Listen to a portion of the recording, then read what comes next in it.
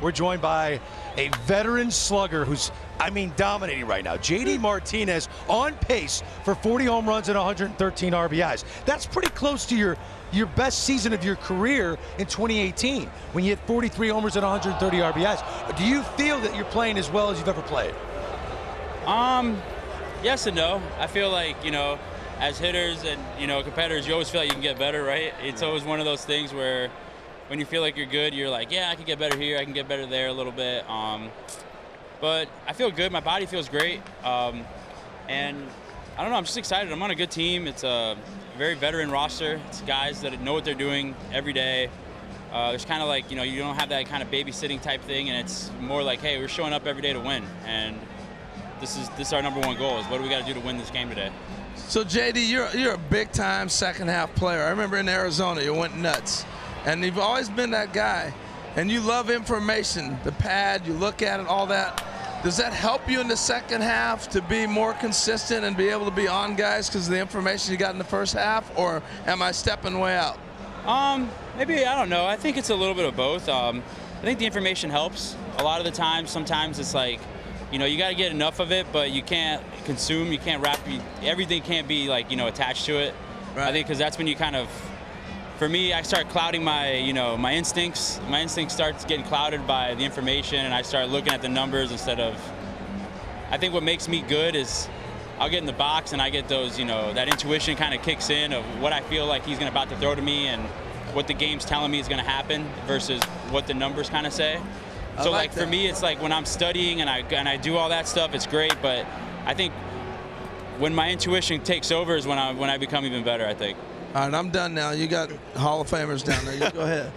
That's awesome. I think for me, it's just seeing you healthy. It's, that's a huge part. But how does it feel now wearing Dodger blue, being with your boy Roberts? You don't have to make that call now. You're just working with him every day in the cage. And then I know you becoming a fan favorite right there in Dodgers town. So how is the experience? Walk us through a little bit. It's been great. You know, honestly, it's Dodger Stadium's a special place. It's a very historic park, but it just feels different. It feels like a stage, you know, when you walk out there, and it feels like you're on a stage in Hollywood almost. I don't know how it is. It's just, I can't explain it. But it doesn't feel like you're walking onto a baseball field. It feels like you're on a center stage in Hollywood on the next movie or something. And, you know, I remember just kind of going that, it gets you up a little bit. It's a different feel, and it's exciting every time you take the ballpark. The fans are there every night. It's packed every night. It's a lot like Fenway in that sense, but just way more people. You know, Fenway's got about, what, 30,000? I feel like they got like 60, 70,000 at Dodgers. The stadium looks huge. So it's been great. Honestly, the team's embraced me really well, and it's been a fun and easy transition. Well, JD, I'm going to take you out of the All-Star game and all the things that you do, but I want to ask you, what does it take for your team to take over in the West, and how surprised are you to see the Arizona Diamondbacks doing so well, and what do you guys need to do to actually beat the Dodgers that you're supposed to be in the West? You know, it's a tough division in that sense. You know, there's a lot of up-and-coming guys, up-and-coming teams. You got, you know, the Diamondbacks, exactly like you said.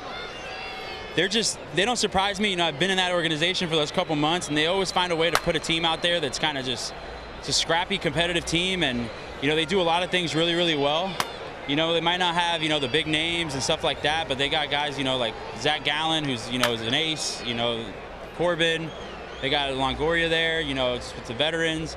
You know, Uriel, and it's just, they got pieces. They got a lot of guys that are, you know, really good, and they know how to play the game, and it's a fast team, you know. And what about you guys? What do you need to do as a team to actually finally play to the level that we're used to seeing you play?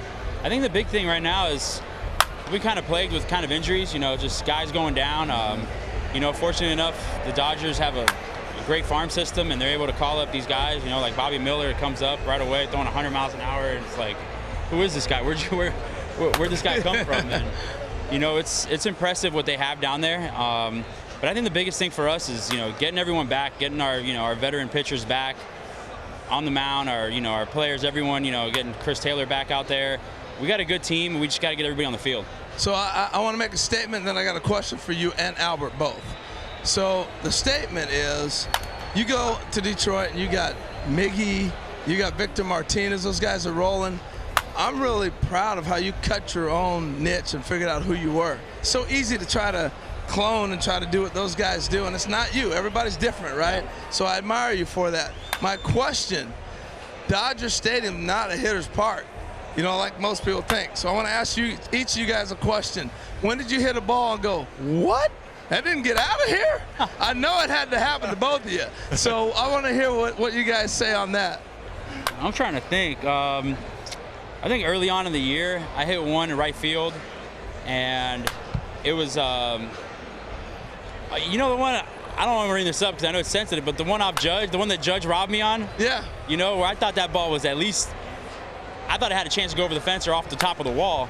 And then all of a sudden he's making a play on it and catching me. I said, dang, that was like 105, like perfect. I backspun it great, and it just kind of just died out there. Yeah. I think for me it was against San Francisco. You know, playing against our own rival. I came in, I'm facing Rogers, the star armor. He threw me a slider, and I thought I hit it pretty well. I was like, that ball has to be out. And it was like, I believe it was in the 10th inning. I thought it was going to be a walk-off, and it didn't go out. I was like, man, this toughest play.